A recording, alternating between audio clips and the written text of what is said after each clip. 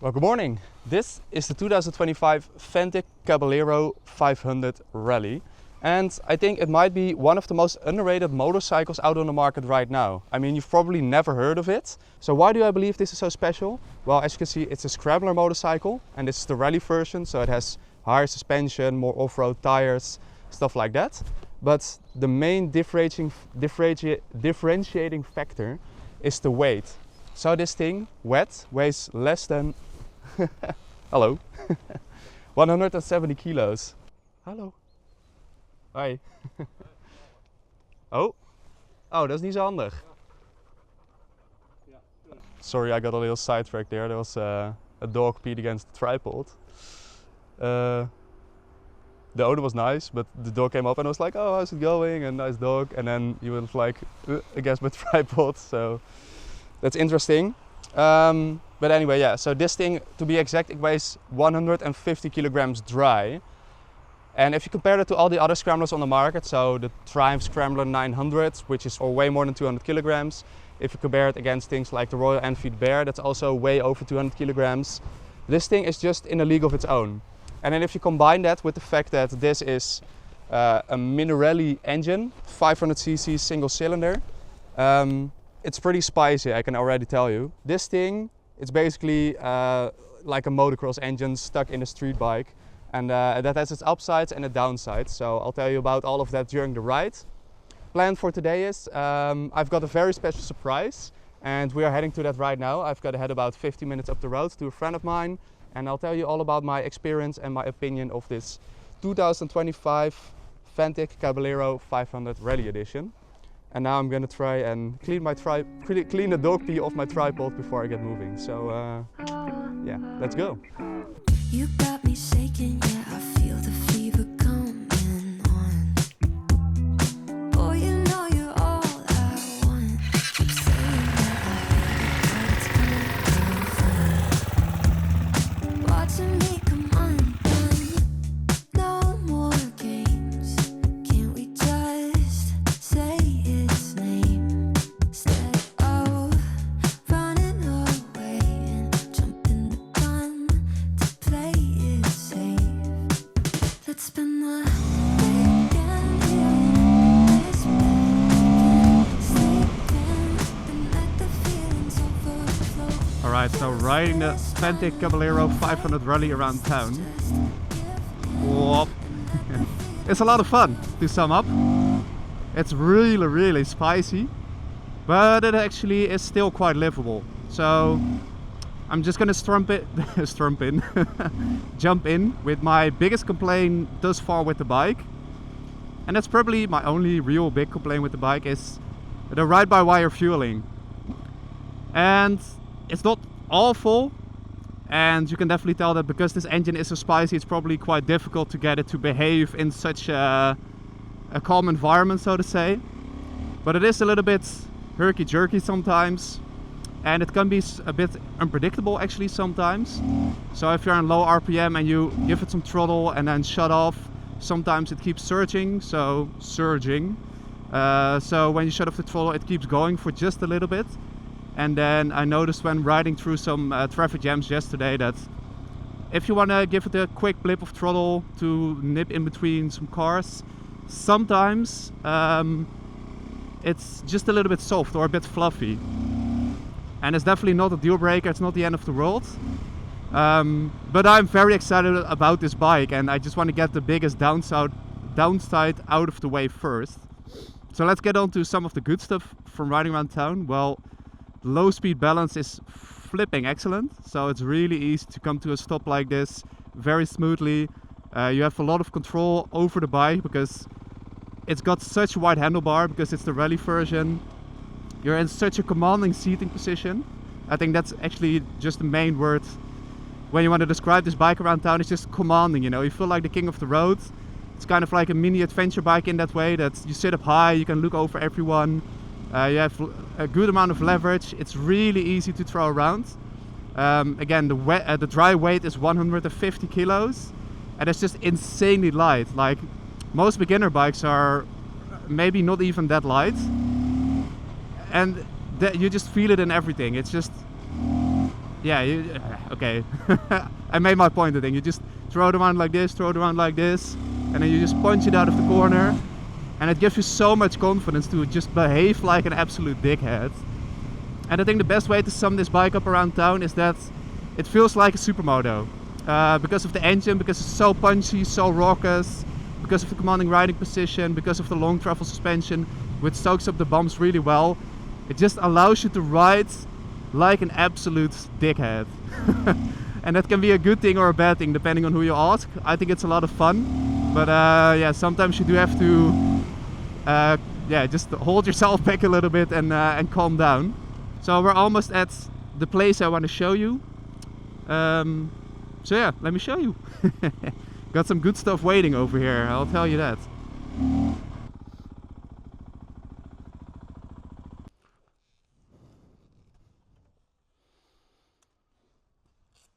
Hallo, hallo. Nou, ik zei doe maar kort.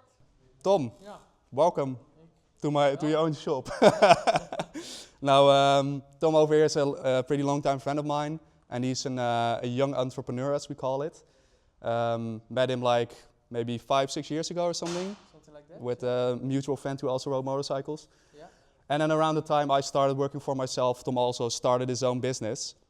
And I've watched him grow over the past few years, and I'm really proud of him, of what he's been able to accomplish. And yeah, as I mentioned before, I have a little bit of a surprise and an announcement I'm going to make a little bit later on. We're going to go upstairs and I'm going to show you something exciting. But first I just wanted to share Tom's story because yeah, he's a good guy and it's a very nice story. So Tom, can you tell my viewers a little bit about who you are, where you came from, how you started this business, why you started this business, and what's going on right now? Well, thank you very much for the introduction, first of all. Yes, I'm Tom Harder. And 2.5 years ago I started this motorcycle shop together with my father, Peter. My father had been working for a motorcycle shop all his life as a mechanic, so he knows everything about motorcycles. And I was very interested in them, and I was riding motorcycles from the age of 18, so I was a big fan of them. And then I came to the age where I was wondering what do I want to do with my life, with my career. And I liked motorcycles so much that I thought, yeah, I had to have to do something with that. And I was buying and selling cars at the time, and I was buying and selling watches just for the fun. Right? Yeah, more as a hobby. But it didn't spark something in me that I wanted to make something serious out of it. And when I started buying and selling motorcycles, that spark fired something. It was the right thing for me to do. So together with my father we decided to rent a small place here in our little village, Huizen. And in that small place we could fit around 7 or 8 motorcycles. It was really small. It was really small, yeah. It was great for the beginning, but it was really small. Yeah. And we bought a few motorcycles just off like marketplace and through some people that we already knew. And we started polishing them, changing some tires, and then selling them again. Just the small things to make them great for on the road again. And from day one, the phone never stopped ringing. And it just grew and grew. And from 3 motorcycles, we went to 5, to 10, to 15. All the way up to where we are now. We now have around 60 motorcycles when we are full. And we try to reduce that a little bit, and we want to start selling a little more of the luxury motorcycles. So that's a little bit of our story. Yeah. And for some context, this all happened in the span of 2.5 years. So you can imagine Tom started in what was, to be honest, a glorified shed. It was so cramped. I remember coming by and then you having to roll out all of the bikes one by one, and it took you like an hour each day just to get your bikes out and to get some room to work on the bikes. And then in the span of 2.5 years, you've gone from that to having a really nice unit, having a lot of bikes, but also some really nice examples. And I think what sets you apart the most, I also want to ask you what you think the key to your success is, but I think the main thing that's always stood out to me is the fact that you're a people's person. Your reputation has always been great. Like from the get-go, I think personally, I think that's why you've been so successful. If you look at your Google reviews, you know, all the people are just very positive. And I think in a day and age where everything is getting more mass market and less personal, I think you do a really good job in just being a human who wants to do something with his passion, but also cares about his customers, wants his customers to experience. Just have the best experience. So that's what I think I attribute your success to, and why I also wanted to share your story. Do you have anything else? Do you have a different opinion, or do you have anything else to add to that, or? No. First of all, thank you for that. And I think the big difference, and you already mentioned it yourself, the big difference is there are a lot of motorcycle shops in the Netherlands, a lot of big ones, but they're all focused on money. Yeah. The margins have to be good, just bikes in and bikes out, that's their main focus. And what we do here is we have to make money, of course. We are a business, we have to make money, but we didn't start it for the money. We started it because we wanted to do something together with my father, fixing up the motorcycles, for me to learn something. And also because we really like doing this. It never feels like working. If I come here, it's just like, I'm just living my life, and I like everything we do here. So I think that's the difference between our little shop and the bigger shops in the Netherlands. We're not in it for the money. We like what we do, and we want to have a good product, a good, honest motorcycle. And because we like it so much, it's not like work. It's not hard or anything. We just it's sort of it goes. It comes naturally, and I think that's also a big piece of advice just for life in general. And one of the things I'm taking away from your story is that if you do what you love and you really care about it, of course it's never a guarantee that success will come, because there's always, of course, supply and demand in the market. But if you do just throw everything you have at it and you just enjoy doing it and it comes naturally to you, I think it's a lot easier to gain success in it. Yeah, that's true. And the thing is, if you like something you do, you still have to work hard to make it something, because there are a lot of things that we have to do that I don't like. All the behind the scenes stuff. All the behind the scenes stuff. There's a lot of things that I don't like that also need to be done. But if you like what you do, it's just it comes naturally. If you work 100 hours a week, it doesn't matter, because if you like what you do, it's not asking a lot of you. It's just it gives you energy instead of taking energy from you. So it doesn't feel like hard work, but we like what we do here. I think that's a good place to leave it off, or at least conclude this little interview. Tom, I want to thank you for all the good times throughout the years. And well, this is not the end, it's the beginning of something else very nice. So we're going to head upstairs now. I'm going to show you the surprise I had, which I mentioned earlier.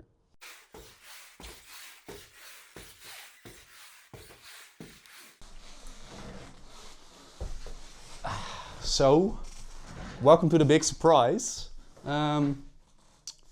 An office, what can I say? Pretty crazy, right? So I'm gonna help Tom with some of his social media during the upcoming period. And that means I needed a place to sit and edit and stuff like that. And that's why I'm pleased to announce that this is gonna be my office and my place of editing and working from now on. Reason I made this decision, maybe interesting to tell you, is sorry, this pillow is not good. Come on, it's not good. Okay, wait. I've been working from home for the past 2 years now, starting my own business. And after a while, this gets a little bit tiring, not being able to separate out your personal life from your working life and always being stuck in the same environment. And over here, I've got Tom and Peter, his father, to just have a nice coffee with every once in a while, talk about bikes, talk about our passions, talk about business, and just having some fun. And it's going to get me out of the house. It's going to allow me to separate work from my private life. It's going to allow me to spend a little bit less time at home. I've been feeling a little bit trapped lately, so that's also going to be very good. I think it's a pretty big moment for me, and I think once I get settled in here and it starts to sink in a little bit more, I'm going to be very happy I made this decision. So that being said, I'm pretty hungry now, so I'm going to go on the Fantic and then we're going to go get some lunch. And talk about the bike a little bit more, right? Because that's why you're here. Okay, let's go.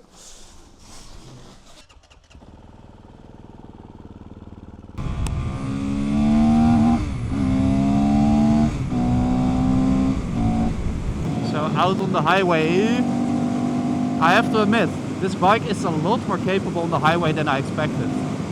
Because it is quite an aggressive engine, it is quite rowdy and quite ruckus. I expected it to be quite vibey on the highway, but actually it's not. There's only a small amount of vibrations coming through the foot pegs. Handlebars are very smooth. It's only doing around 6,000 RPMs here at 120 kilometers an hour. And to be honest, I could just sit here all day. And the gearing is very nicely spaced out. Oh, that's a nice Aston. So when you're riding around town and on twisty roads, it's got nice and short gearing. But then out here on the highway, it's just totally fine, you know. And although you are fully in the wind, you're very upright. I don't know, it's got a clean airflow, you've got no turbulence. Nothing interfering with your adventure peak style helmet if you wear one. And yeah, the seat is actually surprisingly better than you might expect. Looking at it, it is a nice and high quality seat, but I mean on the scrambler motorcycle sometimes they can be rock hard. But on this one it's fine, and because it's a flat bench seat you have plenty of room to move around. So what I am thinking is, Fantic, why haven't you made an adventure bike out of this yet? You know, the same thing that Royal Enfield does with the Himalayan and the Gorilla. This bike, it's so lightweight, it's capable on the highway, it's got a nice engine, it's got performance, it's got long travel suspension. It's got all the capabilities you could ever want from a small ADV, and then some. But they don't make it yet. So, I mean, we gotta assume that they are working on it, right? I mean, the adventure bike market is so huge. And this is just such a golden opportunity to use this platform in a way that kind of feels like it's designed for. So yeah, Fantic, if you haven't already started development on the Caballero adventure, I know the Italian word for adventure, get on it, seriously. It's a truly capable bike, both on and off the highway, and I would very much like to see that product.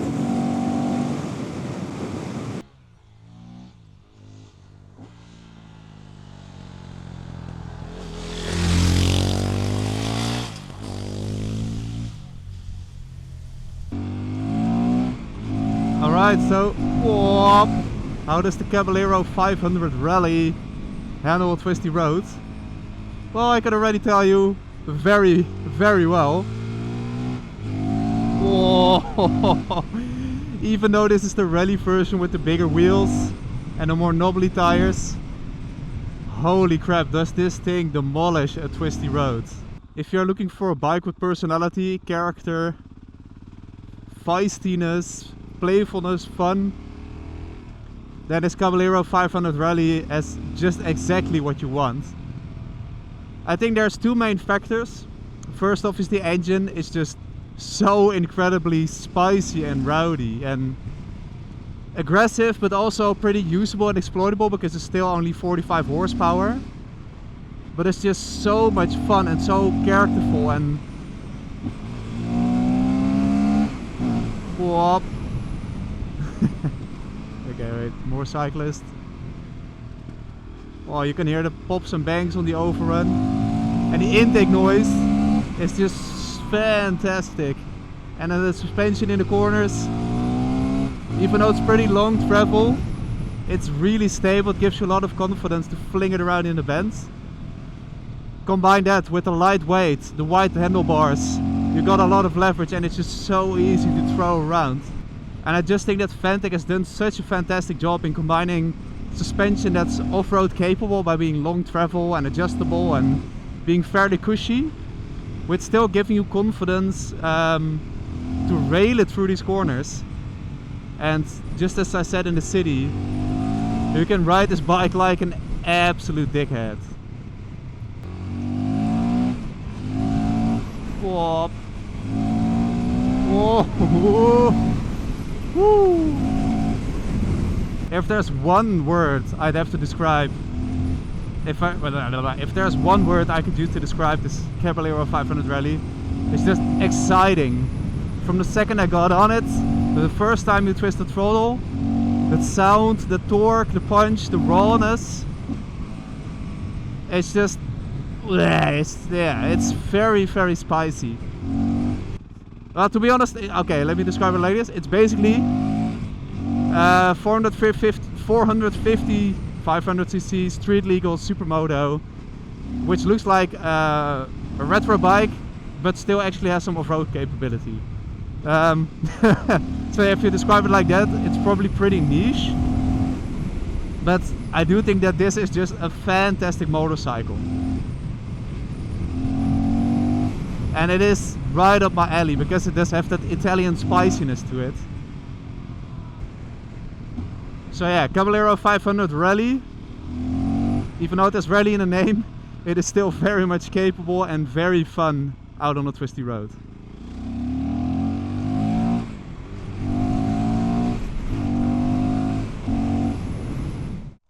Alright, so it's a couple of days later and I want to give you some of my closing thoughts and some interesting remarks I've had about the Caballero, so let me tell you. So as I mentioned before, this is quite a spicy engine, and one of the things that I have noticed that when you get in traffic and it is a little bit warmer outside, it does tend to run a little bit hot, and because the exhaust pipe runs over here, I mean this heat shielding does a pretty good job of protecting you from the heat, but yeah, it's definitely not like your typical A2 bike where it's really cool around town. It can be a little bit spicy and a little bit hot. Alright, next up, the fuel range or the fuel capacity on this thing. The tank is really small, it's only 12 liters. So in my experience the fuel light came on after only like 160 kilometers. So yeah, definitely not the biggest tank. To me that's not the biggest deal because this is not a motorcycle you're probably going to do very long distances on. And yeah, it doesn't bother me that much, but it is interesting to note. Oh, can you see me? Thirdly is ground clearance. As you can see, it's pretty massive on this bike, and it's actually 280 millimeters, which is 40 millimeters more than a Tenere 700. So you can definitely do some serious off-road stuff on this bike. As you probably know by now, I'm not generally the biggest fan of TFT dashes, but the TFT dash on this thing is probably the best I've seen in the entire industry, because the contrast is really nice, it's really crisp, it just looks really good, and it's not overcomplicated. There's not too many features, so it basically just acts like a normal dashboard, but it just looks really fancy. Nice. And finally, the Caballero 500 comes with these foldable mirrors from the factory. So if you do actually plan on taking it off-road, you don't have to worry about busting those mirrors. So yeah, definitely a lot of interesting attention to detail on this bike, and it actually seems really off-road capable. Alright, and closing thoughts on the Caballero 500. What is my overall opinion on this bike? Well, I really love it. I think the biggest compliment I can give it is that it feels like my own bike. And generally with press bikes I have them for about a week, and this is the same case here. So sometimes it takes a little bit of time to acclimatize to the bike, and sometimes it just doesn't really suit you that well. But on this, it just feels like my bike. And a friend of mine, I visited him last night, he said, when I sit on it, it just suits me, you know. And yeah, I think for the money, it's basically the same price as a new MT-07, so around 9,000 euros. That might seem like a lot of money on paper, but you have so much beautiful detailing, so much beautiful finishing. The suspension quality is excellent. There are some really nice components on it. And as an overall package, it's just so much fun to ride. It's got so much character. I'd say the only objective downside I have to this bike is actually the fueling and the ride-by-wire system. So sometimes it can be a little bit fluffy. Sometimes it doesn't quite give you what you want. But I have to say I did get used to it after riding it throughout the week. And I think if I got this bike, I'd probably throw on an exhaust anyway. I mean, it sounds really nice stock as it is. It's got a really lovely induction noise. But I think just adding a little bit of that exhaust noise, that single cylinder character, and I'm remapping it with fix the issue with the fueling, and then just also add to the riding experience just a little bit more. Who is this bike for? You know, are many people going to buy this? I do think it's a bit of a niche product because it basically rides like a 450 Supermoto, but it's got this nice scrambler bodywork and it's got really beautiful finishing. So I think the market for this is going to be quite small, but just as a product itself, for me, it does basically everything I would want. And I can't wait for Fantic to produce the adventure bike version of this if they're working on that, and if not, I'm gonna have to send them an email. Because I think that would basically be the perfect adventure bike, you know? Like it is already, you can properly take it off-road. I mean, I've only done some gravel tracks, but yeah, the suspension travel is really good. The suspension quality is really good. You have proper ground clearance, you've got beefy foot pegs, you've got the foldable mirrors, you've got switchable ABS. So it's got everything you need to properly go off-road. And the biggest thing with that is also the lightweight. You know, it's 150 kilos dry, and if you compare that to the competition, it's just like, it's at least 50 kilograms lighter than all of the other competition. And I just think that's insane. And if you were to put that with some taller bodywork for some better wind protection and a bigger fuel tank, I would honestly think they would be onto a winner. I think that's enough said from me. I hope you enjoyed this video. I hope you enjoyed the Fantic and you learned a little bit, because not many people actually know about this motorcycle, which is also part of the reason why I'm making this video. I've heard so many good things about it. I knew on paper it would be right up my alley, and it's nice to see that in reality it's also lived up to that. So I'll leave you there. I hope you enjoyed this video, and I'll see you in the next one.